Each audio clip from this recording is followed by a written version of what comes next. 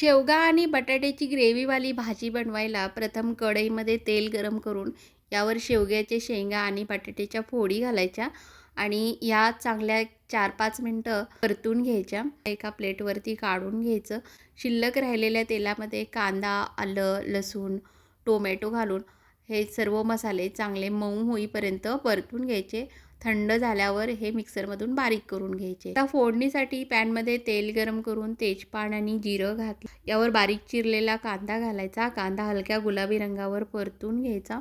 कांदा परतल्यानंतर तयार मसाल्याची प्युरी घालायची.